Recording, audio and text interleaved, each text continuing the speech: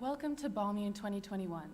It is an honor to be this year's President of the General Assembly, especially during these extraordinary times. My name is Chelsea, and here to my right is Fabian, and to my further right is Deputy Secretary General Emily. Being online this year is certainly unusual, but I'm excited to spend these next few days discussing our conference theme, Mobilizing Mankind to Manage Climate Change. We're glad that you all found the way here, and despite these trying times, we are confident that we can make the best out of this conference. Unfortunately, our Secretary General is not able to join us today because she had to go into quarantine, but still, in her name, I'd like to welcome you all and to wish you a great time at this conference. I'm also really glad, and in the name of the entire Balmun team, I want to thank our PGA Chelsea, who came here from Berlin to attend the conference. And I would now like to let her give a short presentation about our conference theme. Good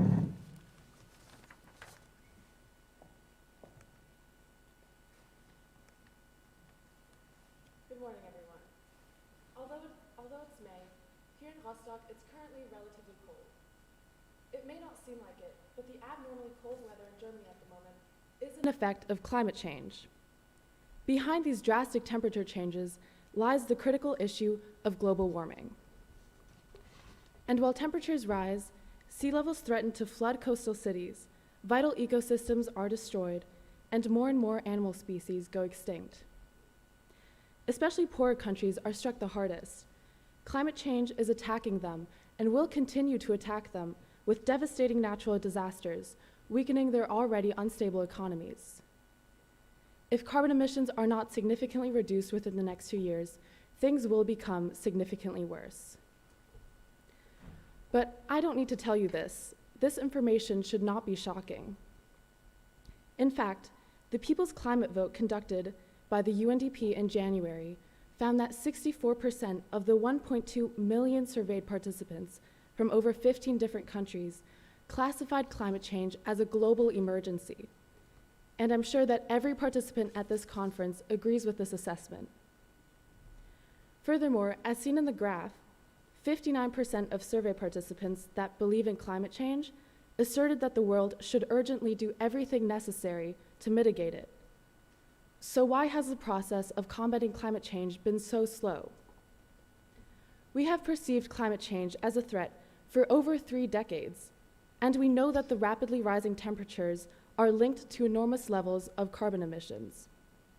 But despite extensive awareness, there's a lack of mobilization.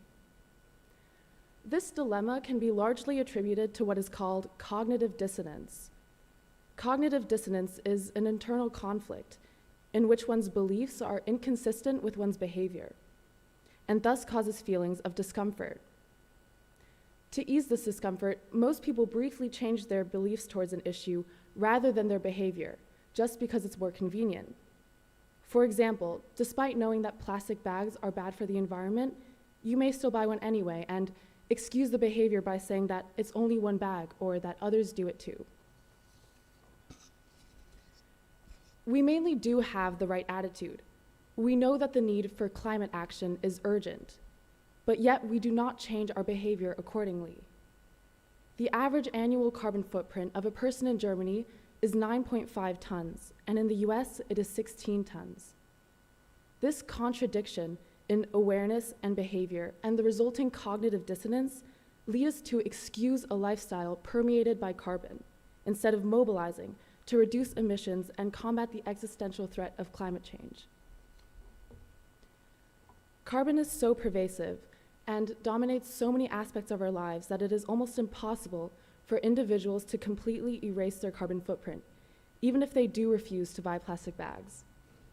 It takes a collective spirit and global cooperation to give rise to significant change. For many people, tackling such a vast problem may seem daunting. Thinking about the catastrophic consequences we may face in the future evokes hopelessness and even frustration towards the politicians that are reluctant to act for the sake of younger generations. However, the events of the past year have served as a sort of wake-up call. the COVID-19 pandemic has thrown the world into a state of perpetual disorder and uncertainty. Usually, during an immediate global crisis of this scale, long-term issues like climate change become subordinate and lose visibility. And although the battle against the pandemic has taken the top of the global agenda, climate change has not been forgotten. Instead, the pandemic exposed how unprepared the world is in the face of a crisis. For a long time, resources and hospitals around the globe were completely overwhelmed, and countries such as India are still struggling immensely to overcome the pandemic. But in the face of COVID-19, international cooperation in the realm of medical research and development, as well as political will among democratic leaders, has thrived and helped limit the spread of the virus. The same momentum can and should be captured for the mobilization of climate action. The pandemic also inadvertently showed us how acutely human activity impacts the environment. Through the lockdowns and limitations on traveling and social gatherings, annual carbon emissions decreased by 5% in 2020. Fish returned to the canals in Venice, and the Himalayan mountains were visible from India for the first time in over 30 years. However, the drop in emissions was only temporary, and as restrictions are lifted, the world will continue its carbon trajectory. And just take a moment and consider what it took to come to this 5% reduction. Most of us have not traveled in over a year and have spent several months staying at home. According to the UN Environment Programme, we must actually cut carbon emissions by at least 7.6% annually to prevent temperatures from rising above 1.5 degrees Celsius. The problem with climate change is that, unlike COVID-19, it does not pose an immediate threat for many people that live in less affected regions of the world. The danger seems far away, or like a problem for the distant future. This delusion lets us continue living a harmful lifestyle and postpone climate action. But instead of excusing our behavior, we must overcome cognitive dissonance by effectively mobilizing. Because with leadership, innovation, and collective action, we truly can meet the challenge of climate change. To decarbonize the economy, investment into research for the development of clean energy sources is essential, and countries that adopt green energy now will be the economic powers of tomorrow. Additionally, political leadership requires a long-term view for creating sustainable solutions, and the right communication skills to diminish apprehension about change. With this confidence, a collective sense of purpose can emerge and yield genuine progress. Distinguished delegates, your resolutions ranging from preserving wildlife in the Environment Committee to preventing the spread of disease in the WHO are important steps to mobilizing mankind to manage climate change. Our generation has shown its strength by marching in capitals all over the world for action. Now is time to spread that energy throughout the society and take initiative to secure the future. Thank you.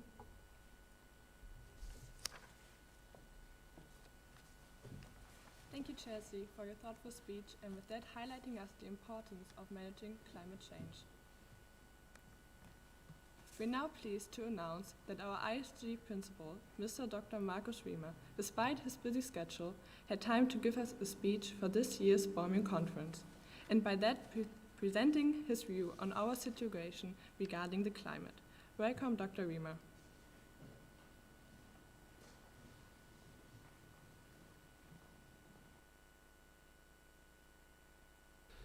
Ladies and gentlemen, dear Secretary General Charlotte Posin, dear Deputy Secretaries General Emily Thiesenhusen, Fabian Elsken-Sickert, dear Mrs. President of the General Assembly Chelsea Wulp, Mrs. Bettina Martin, Minister for Education, Science and Culture in Mecklenburg-Western Pomerania, Mr. Diederik Samson from the European Commission, representatives of the Hanseatic city of Rostock, dear honorable student officers, dear delegates, directors and guests, Franziska Weigt and Matthias Breitkopf, as well as, last but not least, dear godmother of Balmun, Regine Koch.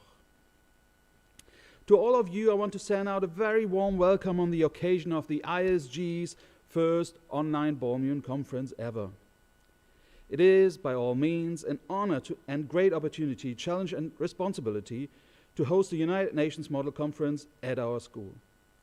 It is so much more superb to see that even throughout the obstacles of this pandemic, the tradition will last and new ways of meetings have been established, even though they cannot replace live debate and live encounters. And a cookie break gets a different meaning. A great thank you goes out to our friends from JFK who have, as I understand it, set the example for a digital MUN which our students could easily follow. And another great thank you to all those diligent Balmunis who have worked hard behind the scenes, despite sitting in their final exams or despite being shut out of the school due to school closure. Once again, this proves the special spirit that Balmun contributes to our school experience and makes teaching and working here anything but conservative. Speaking of which, conservatism, has anyone ever made the experience that conservatism has actually conserved anything valuable? Conserved anything but power, economic and geopolitical strategies, as well as dominant male role models based on what? What has conservatism ever conserved? Progressiveness, on the other hand, seems to be such a fine concept of moving away from the past, maybe away from our past failures towards a better, brighter future. Yet, I am suspicious too with this concept. Too often, in our economically driven world, progressiveness is a euphemism for growth. So much of the progress we might have made over the last decades and even centuries is actually driven by the economic growth that results in the increase of living standards, health standards, and general prosperity of what? 15% of the world's population? 85% of the world live on less than $30 a day. 2/3 live on less than $10 a day. And every 10th person on this planet lives on less than $1.90 a day. The consequences of this growth, on the other hand, become clearer and clearer each day. Humanitarian crises, environmental crises, military crises, and last but not least, the current pandemic are a remarkable sign of the consequences of globalized progress, which, as far as I'm concerned, has become a milestone of humanitarian, environmental, and social exploitation. And where science and technology are undoubtedly making progress in whatever direction and dimension, cultural, philosophical, ethical, not to mention religious endeavors fail to contemplate the challenges necessary to get us on the move. It seems likely that our time will soon be up. The clocks are 5 to 12, and we go tick-tock. Whereas the likes of us can shield away the hardest of these consequences, right before our eyes, they still take their casualties. As we speak, thousands of people in India literally die suffocating in the streets, lacking the least of what anyone could give them, which is oxygen. And as we might blame an Asian virus for this and praise the results of European research and American enterprise in the BioNTech Pfizer project, it is our institutions, including the WTO and the WHO, our own rules of progress that denies help to the poor and vulnerable. The denial of the patent waiver for the vaccines to those countries that usually provide Europe with cancer and any other medicine at low costs is nothing but a shame and a humanitarian scandal. Am I straying off course? Am I losing the focus on the issues of climate change that this year's conference has in its title? I should say no. Because mobilizing mankind to manage climate change, from my point of view, goes far beyond activating people to go out on the streets and raise people's awareness, like the Fridays for Future movement has exemplified in very good manner. This is about resetting our values and focus on the needs of human beings for a clean environment to live in, for healthy living conditions, for food and clean water. A life with no violence, no religious, racist or sexual oppression. A place to live and to contribute. Granted by the constitutions our religious and philosophical beliefs, or by the Human Rights Convention. These rights are elementary to every human being in the world, and they are only possible to be fulfilled if the world of nature, plants, animals, and environment are part of the deal. Elementary rights. They necessarily include the elements of water, air, and soil. Mobilizing to manage climate change must result in demobilizing people. The pandemic has shown that the unnecessary traffic avoided by the pandemic restrictions has resulted in a positive upswing in environmental data in many regions of this world. Regionalization of production and trade cannot only prevent unneeded traffic, it also creates an awareness of the resources available, and it can stop exploitation of poorer countries. One of my favorite German authors, Erich Kästner, once wrote, "Only when the brave have learned to be wise and the wise have learned to be brave, we will see what often has been mistakenly claimed to be there: progress." So, I urge you, the participants of this year's conference, the creators of our worlds tomorrow, to see the bigger picture and make the change happen that goes far beyond plastic bags, electric cars, and Nutella chocolate spread. Prosperity is based on possession. So, rethink possession. Make people possess this planet. Not cars, not companies, not virtual currencies, not chairs, nor politicians. Water, air, and soil to the people, not the corporations. The question of mobilizing mankind to manage climate change is answered only by a process of empowerment. As I conclude, wishing you many fruitful debates, let me finish by saying, power to the people. Thank you.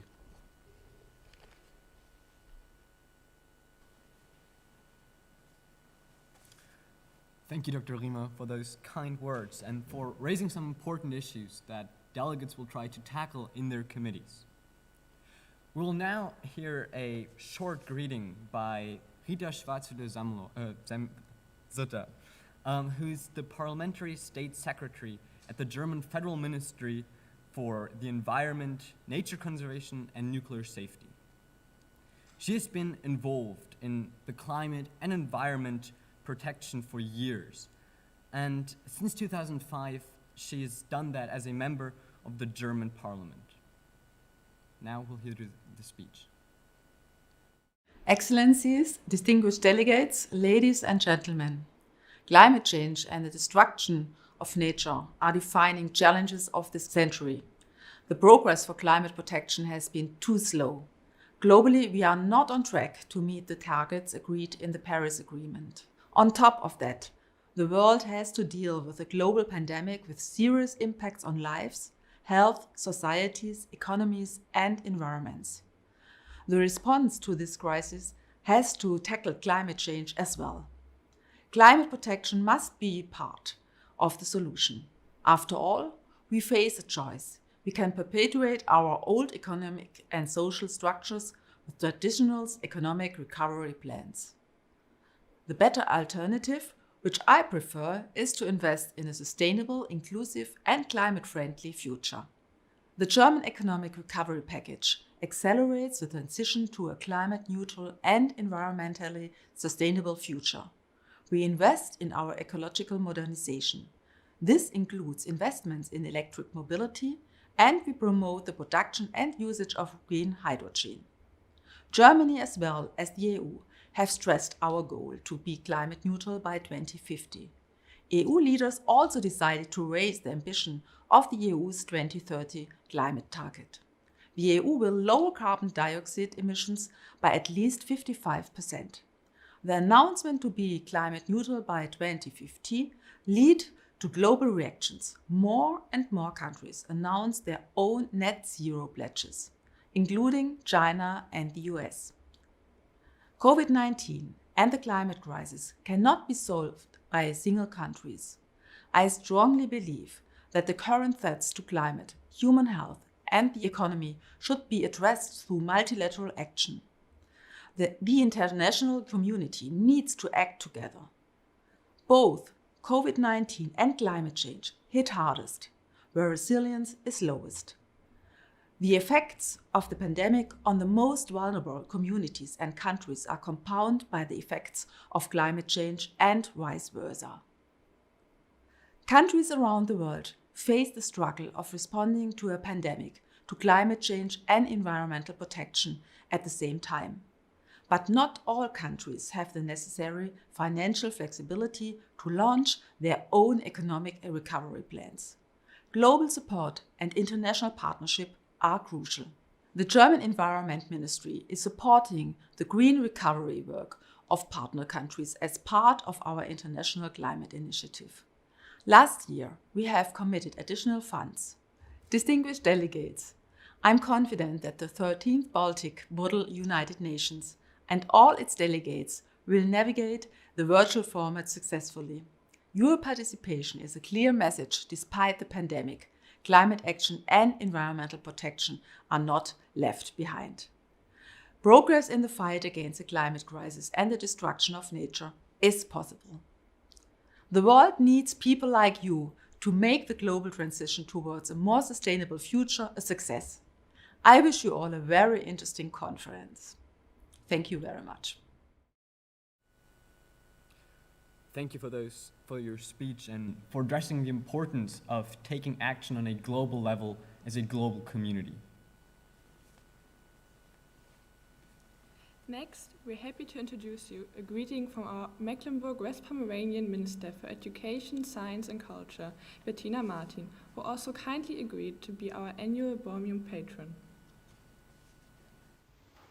Dear delegates, dear students, I want to thank you for your kind invitation to talk to you and welcome you to this 13th Annual Baltic Model United Nations Conference. I'm very much impressed by the commitment of the students as well as of the teachers, first of all, of the work of Mrs. Koch. Thank you so much for that. Therefore, the federal state government of the Mecklenburg-Western Pomerania has promoted this extraordinary conference through the State Office for Political Education with great conviction. That being said, I may send the warmest greetings from Jochen Schmidt. He's the head of the State Office. Of course, I would much rather meet you in person in the beautiful Hanseatic city of Rostock, near the Baltic Sea. Unfortunately, all those encounters that make this conference so appealing, exciting and eventful, besides the debated matters, they are not possible the way they usually are. On the other hand, I'm glad to see you and to see this conference is happening as an online meeting. You are in good company since all important national and international meetings are being implemented in some digital way these days. For example, the widely acclaimed Climate Summit initiated by US President Joe Biden.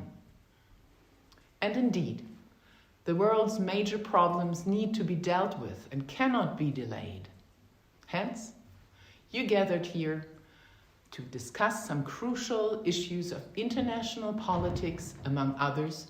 Those are the climate change, disarmament, development policies, healthcare in times of global pandemic.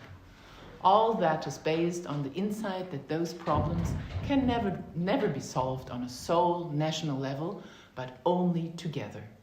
It is my firm conviction that this approach, which is embodied by the United Nations, has no alternative. The road of negotiations may seem long and troublesome, but it is the only opportunity to achieve sustainable solutions. I'm impressed that you young people are engaging in political debate. It is you, after all, whose future is at stake. Thank you so much for your being politically active, and thank you that you don't leave us elderly politicians alone handling your future. Freely adapted from the philosopher Max Weber, I would like to encourage you to discuss and develop political perspectives towards solutions for our global challenges with passion and a sense of responsibility as well as of measure. I wish you a great success and also a lot of fun for your conference. Thank you very much. We thank you, Ms. Martin, for your kind and inspirational words.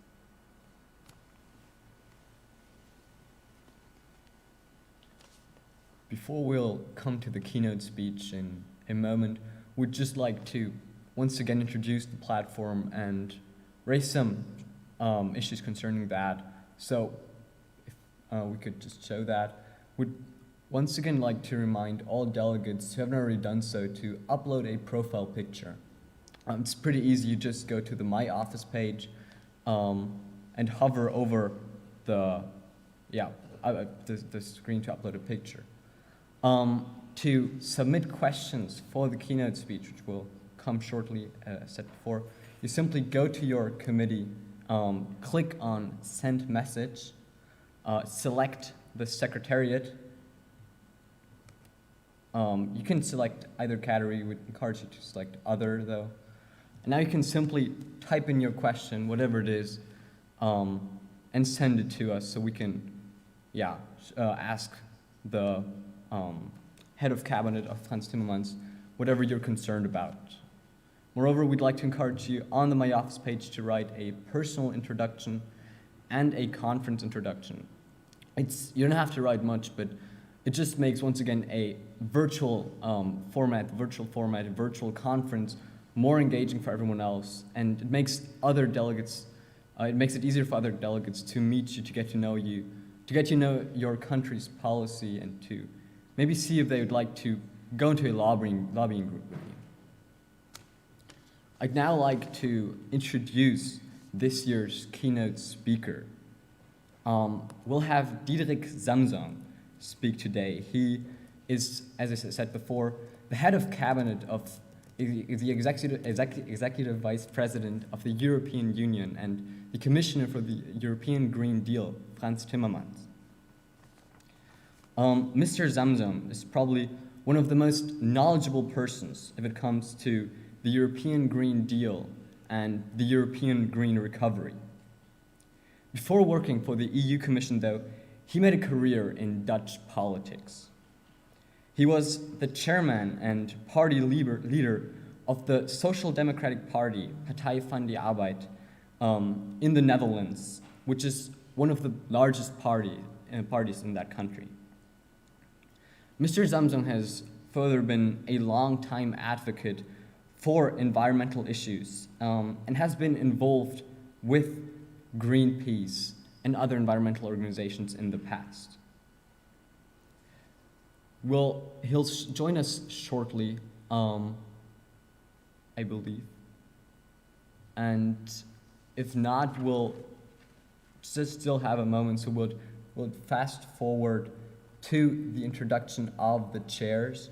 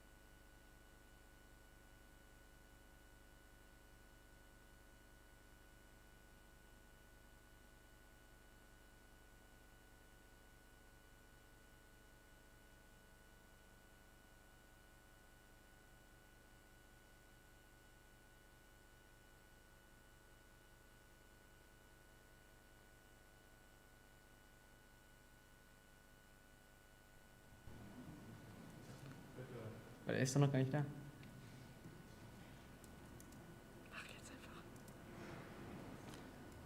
Yes, so we're back now. Yeah, once again, we'd like to remind everyone to submit questions during the keynote speech.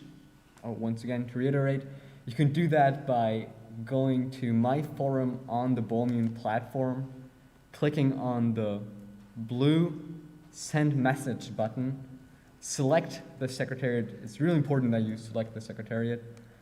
The category can be Other, and then you just type in your question, whatever it is, and we'll try to ask the head of cabinet the question. I believe he's here with us now. So, yeah, please welcome and thanks for joining us today, Mr. Samsung. Mr. Samsung is once again the head of cabinet of our executive vice president of the European Union. And he's here to talk about the European Green New Deal, European Green Deal, and green recovery. Hello, Mr. Zamzam. Hello, can you hear me? I just joined, so I missed your introduction maybe, but yeah, good to be here. Earlier, but we're glad you're here now. Good. Now, once again, please submit questions, and Mr. Zamzam, the floor is all yours. Oh, great. Thank you. And good to be here.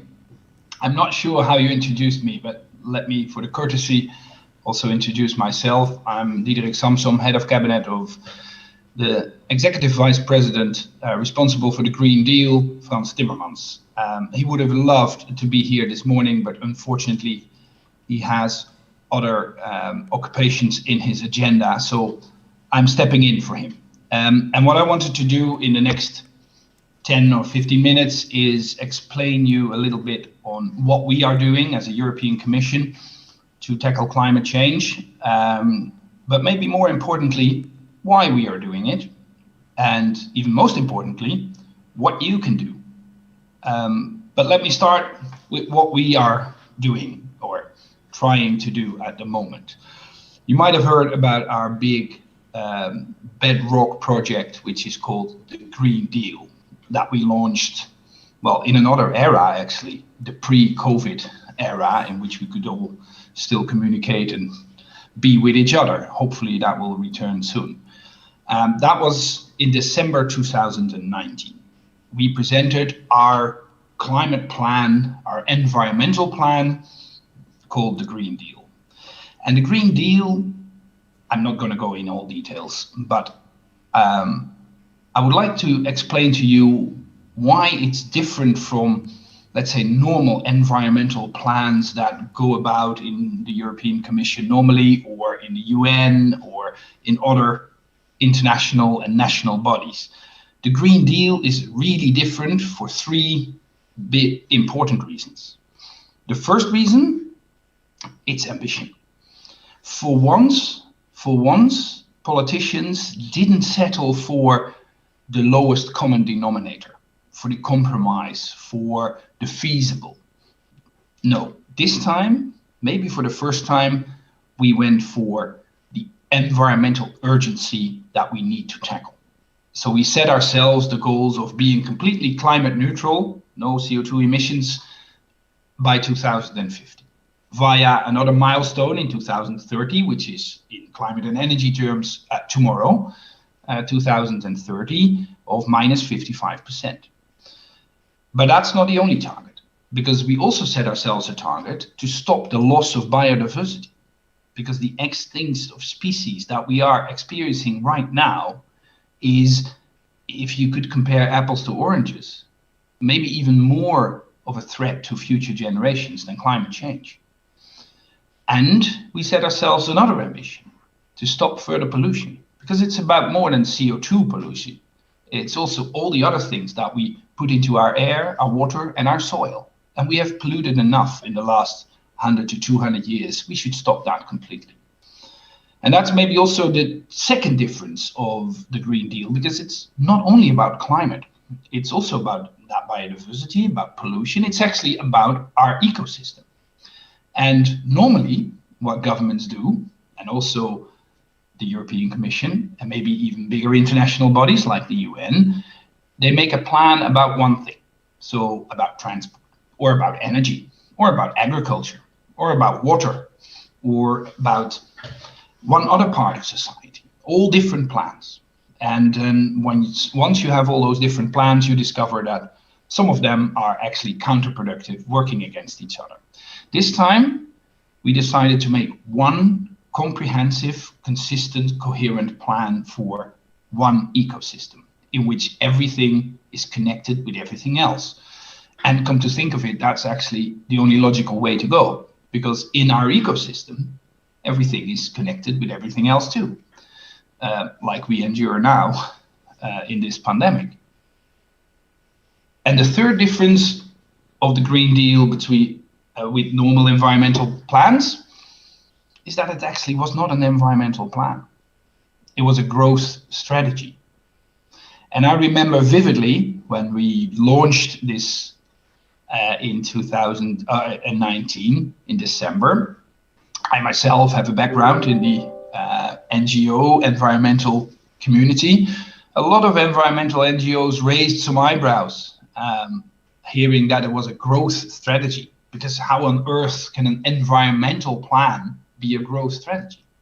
Well, I think it can, and it should, because Europe is an aging continent in many ways. We people are aging, buildings are aging, the industry is aging, and we need new momentum, we need new dynamics, but a different one than the past, one that goes towards a sustainable future. And having presented the Green Deal as a growth strategy was sort of a contested way to go, but I'm happy we did it for one very important reason.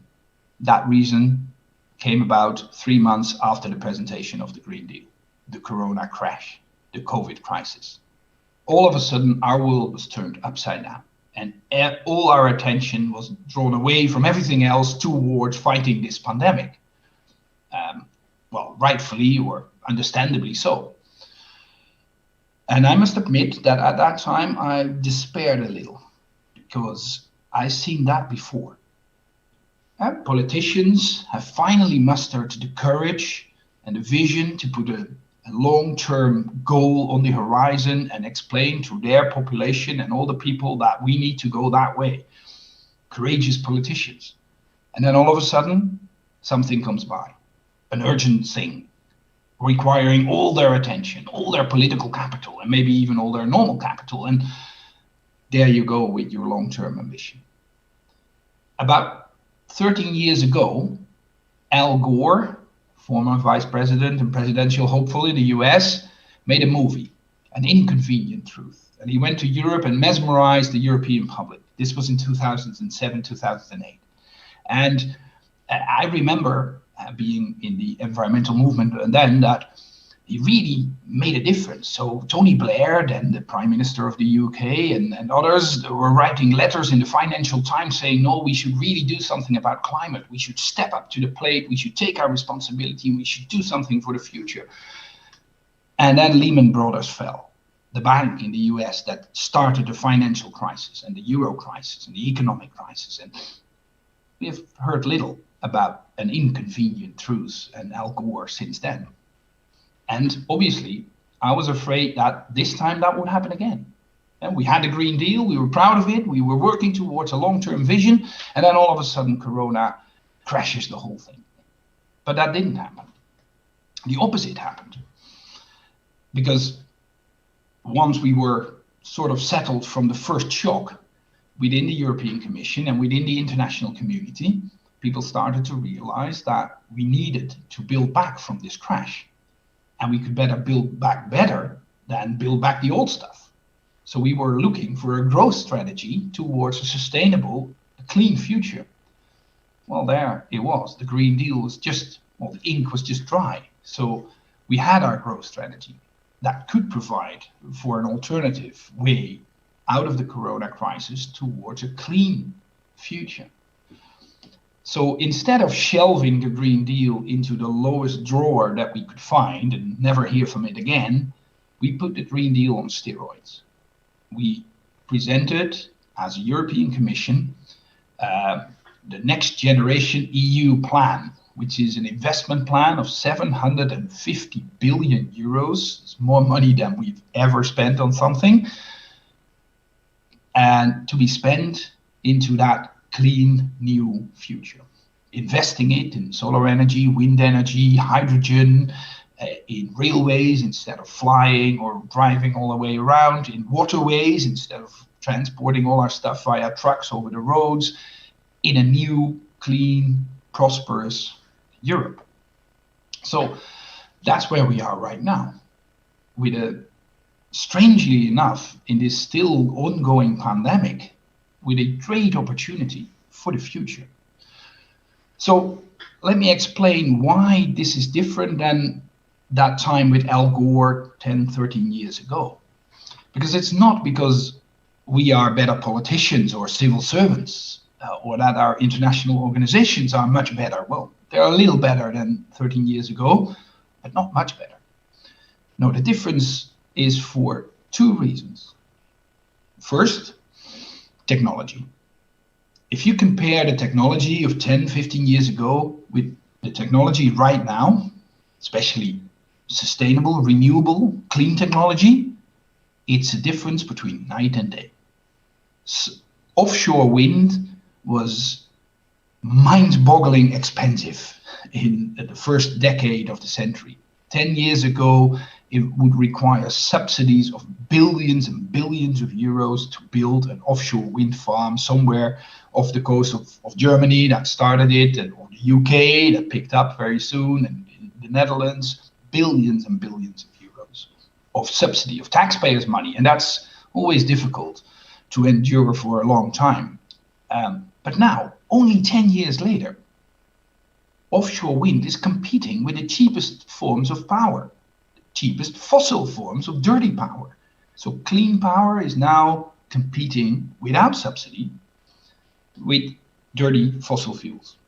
And that's a big, big difference. That enables you to develop a growth strategy into a clean future. Solar panels is even a better story. I mean, only 10 years ago, you were sort of a deplorable figure if you put your solar panels on your own roof. I mean, why? All that money on your roof for a little current, that was hugely expensive. But now, if you do not put solar panels on your roof, you're actually you're worse off in terms of paying for your energy bill than if you do put them on your roof. And for everyone, it's actually a profitable investment. Electrical cars is even a better story. Only 30 years ago, an electrical car was, well, an ugly little thing and you could only drive to the garden gate and then it was empty again. And now the biggest and best cars, fancy, also still expensive, but getting cheaper by the day, are driving around on our roads with ranges of more than 300, 400, or even 500 kilometers. Technology made the difference, but not all the difference. The biggest difference, that's you, the young generation of today. Because that's a real difference between the young generations of, let's say, my generation or even my parents' generation. The young generation of today is changing the world. And you want to know how? Obviously on the streets, with the Fridays for Future movement, but even more important, at the kitchen table. Because in the last year, I have experienced talking to a lot of people about the Green Deal and all the things that we are doing, and those people think they are very important, and sometimes they are. Sometimes they are indeed heads of government or CEOs of big companies or civil servants on a high-ranking level in the government or even in the UN. And in all those conversations, at one point, it turns to their own children. Their own children asking questions, sometimes small questions about, hey, why do we eat so much meat? Is that really necessary? Isn't that too much polluting? Or bigger questions about why do we actually go on holiday to Bali, which is at the other side of the world? Or existential questions. Hey, Dad, what are you doing to save my future? And if that dad happens to be the CEO of Daimler-Benz, it's quite an existential question. Because for the CEO of Daimler-Benz, a bad news article in the newspaper is a bad day, or a very bad shareholders meeting with angry shareholders. That's a bad day. But not being able to give your own children a right answer, that's an existential thing. And I have experienced that that is maybe the most important driver for change. It's obviously politics, it's international community, it's all those things that we are used to, but more important is what happens at the kitchen table in normal houses. Because if the world is changed over there, finally, in the end, the world is changed also in a government, in the European Commission, and maybe even in the UN. Because I want to finish with an optimistic note about what happens in the rest of the world. Because this is all about Europe, and we can think we are the best of the world. Sometimes we are, sometimes we're not. But we only 10% of the CO2 emissions. So if the rest of the world is not joining us in this journey towards a sustainable future, we cannot save planet Earth. And only 2 years ago, that was quite a gloomy picture. Trump was still in the White House. In China, they were not talking about climate at all. They were putting up coal-fired power stations every 2 weeks. India was a completely different world. Japan didn't want to go to climate neutrality. They were just trying to get rid of nuclear energy, and therefore they needed to put up all kinds of gas and coal-fired power stations. So we were pretty lonely with our Green Deal when we put it forward. But now, only 2 years later, the world has changed completely. It's changed in the US, big time, but it's also changed in China. It's changed in India. It's changed in South Africa. It's changed in New Zealand, Australia, and it might even going to change in Brazil. And not all countries in the world are on the right path or on our path yet, but it's happening. And I'm convinced that in those countries, it's happening in exactly the same way as it's happening here, at the kitchen table, driven by the young generation. So my plea to you is very simple. Stay the course. Keep doing what you're doing to change the world. Because at the moment, you're in this UN conference, youth conference. You're at the kitchen table with your parents. In 5 years' time, you might be at university or further on. You start your own professional career. And that's where most of the people lose their ideals and start working for money and doing things in life for their own self-interest, which is fine and nice. But I would plead that you stay your course and keep your ideals that you are fighting for today, because they will be just as important tomorrow and even more important in 5 years' time. And if you do that, you are going to be the generation that saves the planet. Thank you very much.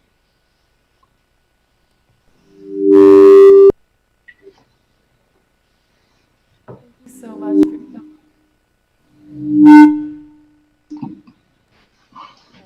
Excuse us for those technical difficulties. But thank you so much for your insightful speech. And we will now be entertaining some questions from delegates.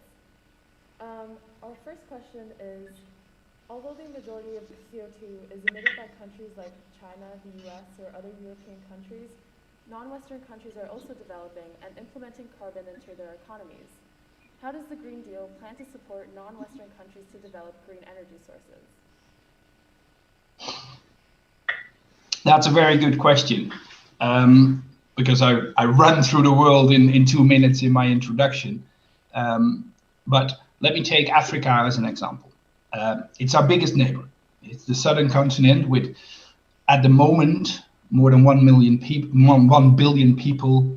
And in 50 years' time, 2.5 billion people will live there. And all want to live in the, let's say, European well-being.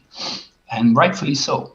They have the full right to do so, which means their energy consumption will not only double, will not triple, will quadruple. And we need to provide that in clean energy. At the moment, we are helping via our partnerships, the more traditional way of helping developing nations. And what we're actually looking for, and that should happen in the next 5 to 10 years, is much more, let's say, mature partnerships in which we really have a partnership, not one giving money to the other and hoping that something right will be done. No, a real partnership. And one example that I can give you for that is hydrogen production. It's obviously clear that in Northern Africa, the circumstances to produce hydrogen are much better than anywhere in Europe. There's more sun, there's more land, and you have all the opportunities to produce cheap hydrogen. And both continents can profit from that. Africa, because of economic development, clean technology development, and obviously energy, because that hydrogen and that solar energy is first of all for themselves, but then obviously they can export it and earn some money, and we can profit from that. That's a mature partnership that I'm looking for as a next, as a successor of the let's say more traditional development aid partnerships that we are having right now. Thank you. Our next question concerns businesses, and it reads, what concretely is the European Green Deal, doing to hold corporations accountable for their contribution to the climate crisis? A few things, but the most important one is pricing their pollution. If you want to change the course of a company, you need to change its business model. And traditionally, if a company wants to produce something, it needs to buy machines, he needs to buy labor and pay for people to work for them, he needs to buy land, and he needs to buy a factory. But you don't have to buy the space to pollute. You can just put your CO2 into the atmosphere for free. At least that was the case. Nowadays, you have to pay for your pollution. So not only for your factory and your people living there and your land, no, also for your pollution. And that changes the business case, I would say, big time. At the moment, you pay about 50 euros per ton, and it was completely free, for CO2 emissions. And you see all kinds of companies rethinking their models and thinking, okay, can I produce the same stuff or a bit different without all those CO2 emissions? That would help the environment, but also my business case. That's, I think, the most important driver. And on top of that, obviously, what the European Union is doing is setting standards. You cannot just produce anything in the way you like. You have to comply with the regulations, with the standards that Europe sets for everything. If the thing that I'm talking into right now, which is a microphone, it has a CE logo on the back. Everything that you lift from your table has a CE logo on the back, which means the European Union, the Communauté Européenne, the European Union set a standard how this thing should look like. Well, for this, at the moment, the standard is it shouldn't set itself on fire, which is not very ambitious. What we want to do is set a standard that this thing is made out of circular material, recyclable material, and that the thing is actually repairable. So if it's broken, you can repair it instead of throwing it away. In order to illustrate that, I should actually take this one, because you cannot even change the battery of this at the moment. And we should change that. So pricing the pollution, setting standards for how you make things in a sustainable way, that's the way we drive business in the right direction. So the next question is, how would you respond to accusations from climate activists that the Green Deal is not enough to prevent the climate catastrophe? Well, it's not enough if if the rest of the world stays the old course, because then we have to go to a minus 100% in 2030. But we were developing this with an eye on the rest of the world, hoping that they will join us. And as I said, when we presented the Green Deal, there was not much prospect of that.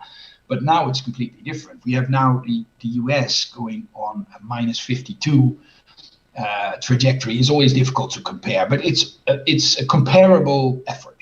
We have China going for carbon neutrality in 2060. We do it in 2050. We have Japan going on the same course. If you add all those things up, you're still not at a safe trajectory towards saving the planet. So I'm not excluding that in the course of the next years, we need to adapt our plans and be even more ambitious. But that should be driven by science. At the moment, the scientific community tells us that what we are doing is somewhere in the middle of the range of what is needed to be done. That range is quite big. So if you want to be completely certain, you have to be more ambitious than we are right now. But we choose the middle of the range, and we will keep on that course. So if science tells us in a few years' time or whenever that we need to be more ambitious, we will be more ambitious.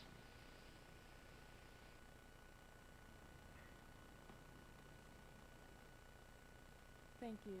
Our next question reads, it is certainly true that the future lies in the hands of the younger generations, but isn't now the critical time to combat climate change instead of in a few decades when the younger generations will be adults and have more political influence? Completely true. And that's why the young generation now plays their role in influencing their parents. And as I said, that's quite effective. You're doing a very good job. And keep doing that. And indeed, once you take over the helm, the wheel of the and decide the course of the world. You should keep doing that. So you are already playing that role, and obviously it's the, let's say, adults of today that need to implement those policies and that technology and all the measures that are needed. But they are doing that, encouraged by you. And as I said, I hope you keep encouraging us, and once you take over, you keep doing it. Because it's true that we can't wait another day. If we wait another few years with implementing all those policies that I was just outlining, you could almost say, don't bother. We're too late. Well, we're never too late, so never let that discourage you. But we are pretty late at the moment. Thank you very much. Our next question reads, do you think that the international cooperation the Green Deal hopes to achieve will transfer over to socioeconomic problems in the world today, such as extreme poverty? Sorry, I couldn't hear the first half of your sentence, sorry. Okay, do you think that the international cooperation the Green Deal hopes to achieve will transfer over to other socioeconomic problems in the world today, such as extreme poverty? That's very interesting, because what we're trying with the Green Deal, and we also call it a just transition, we're trying to incorporate social and environmental ambitions. Because what normally happens with a big transition, as we are trying to create right now, but we've seen them before in industrial revolutions, the invention of the steam engine, etc., were big transitions of society. And the problem with those big transitions is that they always have a sort of a Darwinistic nature. They always end up with more money and more power in the hands of fewer people. So actually contrary to more justice and more fairness. And what we normally did in Europe was we repair that damage afterwards with the social movement and with the social welfare state, etc. And we did not too bad. But this time should be different, because this time we cannot afford to make that huge transition and then repair the damage. We need to include fairness and justice in the transition itself, which is very difficult. And obviously for Europe, that's not only applicable to Europe, that's applicable to the whole world.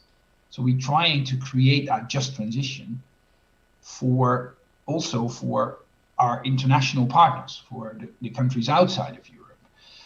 And that's not too easy, because let me give you an example. If we want to stop importing palm oil for biofuels because it's hugely destructive for the forests in Indonesia, it sounds like a good thing to do. And it is. But it's very bad for the economy in Indonesia. It's very bad for people, normal people, that don't have an income or hardly an income if you suddenly stop the import of palm oil. So we need to take care of that. Obviously, we should stop the import of that, and we should stop the destruction of the old growth forests in Indonesia and the Amazon. But we should at the same time provide alternatives to provide people over there with a decent and livable income. So instead of having one task, we all of a sudden have two. And the second one is more difficult. So another question asks, what concretely is the deal doing to hold corporations accountable for their contributions to the climate crisis? I think I answered that question in the beginning or somewhere at the second question. We hold them accountable by having them pay for their pollution and setting new standards to make it. And if you mean if they anyway, beyond that, despite of that, keep polluting and keep doing things, we have our instruments to really hold them accountable, and I mean seriously hold them accountable. So what we introduce in, for instance, is what we call due diligence, which is a difficult word for holding them accountable. And we want to extend that, for instance, also to CEOs of companies, so that you, as a CEO, you cannot hide behind your company and say, well, the company did some bad things, but I was just a little part of that. No, if you are the CEO of a company doing bad things, you are the one responsible and you will be held accountable. So we stepping up our game in keeping companies in check. Thank you. Our next question is, nuclear energy does not have any CO2 emissions, and nuclear energy is the safest energy source with having the lowest mortality rate in terms of environmental and human costs compared to other energy sources. So why does the Green Deal exclude funding for nuclear energy if it is a safe and clean alternative to fossil fuels such as coal? And might nuclear energy even be a necessity if we want to move away from fossil fuels as fast as possible? That's interesting. Nuclear energy is quite a big source of energy in Europe, and it will stay that way for a while, maybe for a long time. We exclude subsidies for nuclear energy because while it is CO2 free, it's certainly not sustainable. And the definition of sustainable is that you do something without hurting the next generation, without putting a burden on the next generation. Nuclear energy uses uranium, which is a scarce resource worldwide, so it's not renewable. And it puts nuclear waste away for the next generation. Well, not one next generation, but about 1,000 next generations. So it is not, by definition, not a sustainable source, but it's CO2 free. So it is an alternative for fossil fuels. At the moment, however, it is a pretty expensive alternative. Wind energy, solar energy are twice or triple cheaper than nuclear energy. So the economic case for nuclear energy is not that good. That can change. It can change, and it can also change. Nuclear energy can also solve the issues of putting burden on next generations. If you build different nuclear reactors, small modular reactors based on thorium instead of uranium, you come a lot closer to the definition of a sustainable energy source. And maybe mankind, maybe your generation, is able to develop that new technology. And we might need that new technology because, well, as I said earlier, Africa will have 2.5 billion inhabitants. A city like Lagos will have 70 million people living in one city by the end of the century. And Kinshasa, people hardly know where it is. will have 75 million inhabitants. Though that amount of people on such a small area, providing them with clean energy, maybe that new generation of nuclear reactors could be part of that solution. It's hard to predict, but innovation can do great things. Thank you. Our next question circles back to international scale and asks, how does the EU help less economically developed countries, which are the countries most affected by the climate crisis, in dealing with the increase in natural disasters?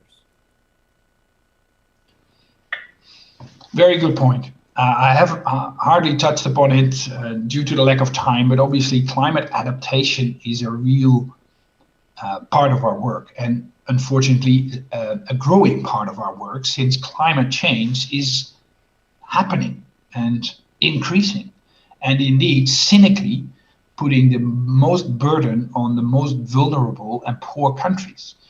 So we should help them. As an international community, we have promised already 5 years ago that by 2020, which was last year, we would put 100 billion euros per year. We would put up 100 billion euros per year for developing countries in order to deal with climate change, both the mitigation, so renewable technology, as the adaptation, so water management, etc. Europe had to pay, if you calculate the share of all the countries related to their economic size, etc., Europe had to pay 22 billion euros of that 100. Europe paid 22 billion euros. Unfortunately, the US paid 0, and Japan paid way too little. And so we haven't got to the 100 billion, and that's a real problem. And we can, also Europe cannot shy away from that problem. Obviously, we are right saying, hey, we've paid our share, and now it's up to the others to chip in. But at the end of the day, that 100 billion needs to be on the table, and even more. So we have work to do. Another question is, what should be the first thing countries like the USA should do to change in a sustainable way? It's hard to say what they should do first. I think the first thing they should do, let's say from a government perspective, is put a price on CO2 emissions. Because that's the quickest driver for change. And then obviously after that, they should put up as much solar panels and windmills as they can, but that's driven by putting a price on pollution. And so far, only a very small part of the US has done that. California has done it, a few states in the Upper East have done it, but in most of America, polluting is still free. And that should change very soon. And Biden is actually talking about it, trying to implement that. He obviously needs Congress for that. So it's not going to be easy, but it needs to happen. Thank you. Another question is, do you think that the international cooperation that the Green Deal hopes to achieve will transfer over to other socioeconomic problems in the world today, such as extreme poverty? But I had that question already. And I answered that by saying that indeed it's a double challenge. And we are tackling that challenge. And the second part of the challenge is bigger than the first part. I wouldn't say it's easy to put it. Yeah, no problem, no problem. Then there's another question. To what extent do you believe Greta Thunberg's initiative and Fridays for Future have been effective? As I said, much more than you think yourself think you are.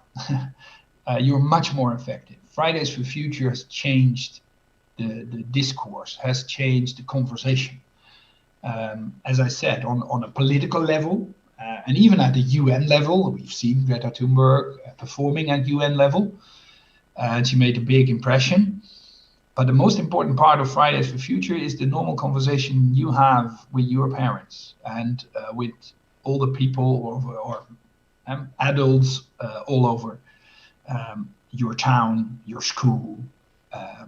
That's what changes the world. And I'm not that old, and I'm too young to have experienced the revolt of the 60s, and the And I'm told that in that time there was the same sort of dynamic of young people changing society, but this is bigger. This is bigger. This is more important. This has more impact. So you can already be proud of yourself. Thank you. Next question is, what is the Green Deal doing to drive innovation forward to find solutions for an emission-free future? Well, first of all, we innovate. We invest a lot in innovation. Europe invests 100 billion every 7 years in innovation. It's the biggest innovative investment of any continent in the world. So that's one part of it. And the other part is obviously, as I said, by pricing pollution, you change the way a business thinks about its own future. And you make them think about changing their production methods. And that drives innovation, because the only way they can do that is by inventing new things, new production methods. So I do think we put a lot of effort in it, and as I said, the last years have shown us that innovation doesn't move at a stable speed. Sometimes it stalls and it stops for a while, and it did so in the first 10 years of this century. But then all of a sudden it goes very fast, and we are at the moment in that fast-moving innovation period, and we should try and extend that period as long as we can, because we need all those innovations. And actually, we need even more than that. We need new people that can invent things that we cannot even think about right now. So apart from innovation, we need also education. We need to educate a young generation towards a level that goes way beyond our own level. The next generation should be a lot smarter, and will be a lot smarter than our generation. And that's what drives innovation forward. Next question is the EU not only shifting the problem to other less developed countries and hence not resolving the issue? For example, the coal mines in Europe closing and opening on the other part of the world?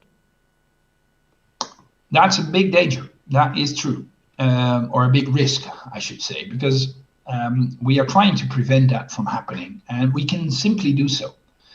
Because if we, for instance, forbid coal-fired power, close down our coal economy, so we stop mining, we stop burning coal in coal-fired power stations, we should also stop importing electricity that's made by coal-fired power. And we still do. From Morocco, we import quite some electricity, from Turkey, from the Ukraine, from Belarus, and we should stop that. Here's the same question or the same issue as I already addressed in relation to Indonesia and palm oil. You can stop it. That's the easy part. The difficult part is providing Ukraine and Belarus with an alternative, because just stopping it will not help them a lot. It will help the environment, it will help us, but it doesn't help them. So we need to make those measures, combine those measures with other initiatives.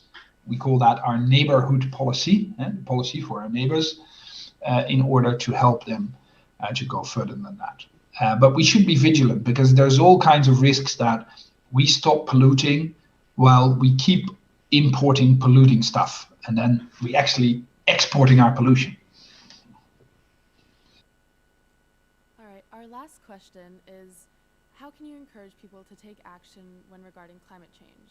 Any tips to help people understand our side of the conversation? That's interesting, because I have to be honest, the European Commission is not the best communicator in the world. We do our best, but we are a regulating machine. We make laws and we make regulations and we make policy. We're not a very communicative machine. As I said, we produce leaflets and even television shows and whatever, but I have always the impression that nobody watches. So I would actually turn that question around to you, because you've shown already, and I mean you, young generation, have already shown that you are a way better convincer than we are. And I would actually ask you what we should do, and in order to be better communicators. And you can help us. We will set up, because we are well aware of our flaws. So we have set up a platform which is called the Climate Pact, in which we try to combine all kinds of initiatives that we haven't invented ourselves, but are out there in society. We give them a platform, literally a digital, but also a physical platform to talk to each other, to communicate, to help each other out. So I would encourage you to go to the Climate Pact of the European Commission and help us out. Because if we want to be better communicators, you can learn as a lesson. All right, thank you so much, Mr. Samson, for your insightful speech and for taking the time to answer all of our questions. And again, a general thank you to all of our guest speakers today for sharing their perspectives this morning.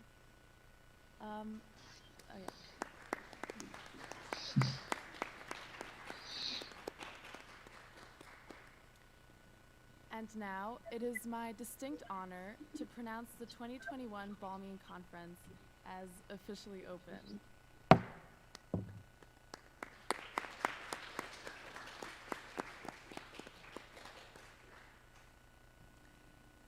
So, as the conference is now officially open, we will hear 5 selected opening speeches from this year's delegates. Honorable Secretariat, chairs, fellow delegates. In the last decade, we have experienced the world's 5 warmest years ever to be recorded. Managing climate change has become vital. Saudi Arabia is proud to support the goals of the Paris Agreement. Our climate objective, as enshrined in our Vision 2030 strategy, focuses on imposing a new renewable energy target, is working on a phase-out of fossil fuel subsidies, and has recently introduced the Saudi Green Initiative. In the face of the current pandemic, like Prince Abdulaziz said, when the going got tough, the tough got going. We must strive to tackle any obstacles that come our way and focus on measures for the future. The delegation of Saudi Arabia is greatly looking forward to a fruitful debate, hoping for collaborative measures to manage climate change through effective solutions. Thank you. Honorable Secretariat, distinguished members of the General Assembly, climate change poses an existential threat to humanity. As citizens of our planet, we are obligated to do everything in our power to fight it. The time is ticking, and if we do not take action now, there will be no way to reverse the damage we have done. Fires, droughts, and all kinds of extreme weathers have struck Earth severely in the past few years, and it will only intensify if we let it be. The United States is more ambitious than ever before, and we're entirely devoted to tackling this problem. Our goal is to reduce 50 to 52% of greenhouse gas pollution by 2030 and all greenhouse gas emissions by 2050. The United Nations should favor the massive mobilization of mankind to manage climate change. This will not only positively impact the climate, but it will improve our health, create millions of new jobs, and in fact, broadly strengthen our economies. The Biden administration strongly supports the Paris Climate Agreement and believes it is just the beginning of international cooperation. This is not something that only one nation can do, and therefore America urges all member states, especially those with strong economies, to make this their priority. Inaction will lead us to immense catastrophes. Thank you. Honorable Secretariat and Presidency, Honorable Chairs, distinguished delegates, hardworking staff, esteemed MUN directors, and guests. Climate change is one of the most pressing issues we face in current times, and one that will continue to be a part of our lives for many years to come, which is why we have to work together to combat climate change. As a country, Malaysia is constantly threatened by floods caused by rising sea levels, which is why we believe that in order to curb climate change, all countries must contribute. For global efforts to succeed, We believe that it is crucial that especially MEDCs, who are responsible for the state of the climate today, due to their excessive consumption of fossil fuels since the Industrial Revolution, take the lead in reducing greenhouse gas emissions. Nevertheless, we understand that we all must take action, as climate change doesn't affect just us, but will continue to affect generations after us, especially if we don't act now. The delegation of Malaysia is honored to be able to take part in this conference and hopes for fruitful resolutions and debates in order to solve the issues at hand. Thank you. Honorable Mrs. Secretary General, distinguished chairs, fellow delegates. In recent history, the effects of climate change can undoubtedly be observed in Israel, ranging from wildfires, heat waves, to the reduction of water resources. The annual temperature has increased by 1.4 degrees in the last 67 years, and it is to be expected to rise at least another 1.2 degrees in the next 30. This is an alarming development which will affect which areas can even be inhabited, and is only one example of how climate change is transforming Israel. Needless to say, global problems do not end there. In particular, the pandemic that has been destroying our daily life is still triggering fear among many of us. On this note, I want to point out how Israel has been handling COVID-19 in a way that the life of many Israelis is back to their everyday routine. With all this in mind, Israel is in favor of changes that fight climate change and other global issues, such as reducing the use of greenhouse gas and instead transition to renewable energy. Israel anticipates that more countries follow suit and recognize the necessity for adjustments like this. Thank you. Dear Madam President, dear Secretary General, dear fellow delegates, esteemed guests. Climate change is the most important issue our world has to face today, to the point where it has been called an existential crisis of all of humanity by many of our brightest scientific minds. Our actions, or lack thereof, determine the future of both the younger generations and the ones to come. We today have it in our hands to determine the fate of our future, and we, as the delegation of France, believe that we have a duty to act upon such crucially important matters.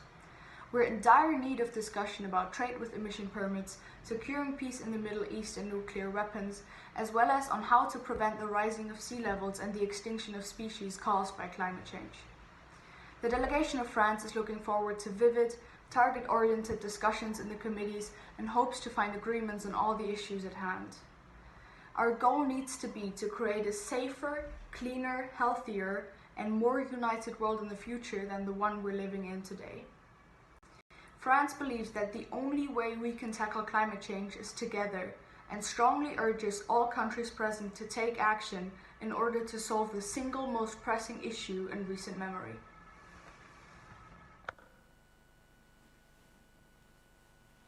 Thank you, delegates, for those speeches.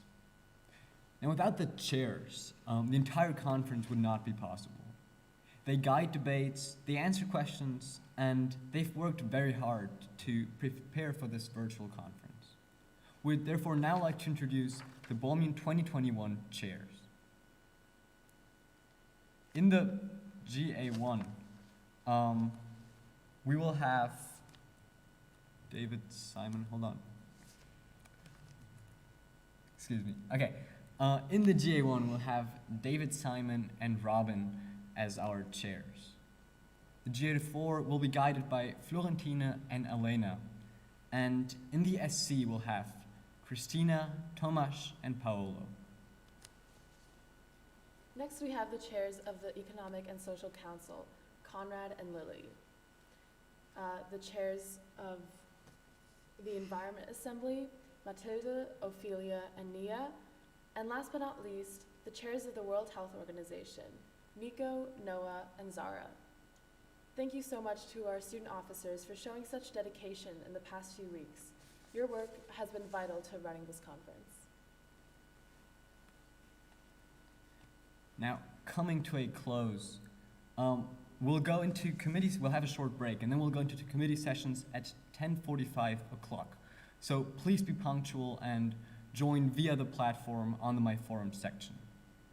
And please be reminded of our special guest speaker, Darian Akins, who will give his speech, followed also by a Q&A, where we will meet in the General Assembly Zoom call at 1 o'clock for that. And now, have a great time, enjoy the conference, and we want to wish everyone fruitful debates.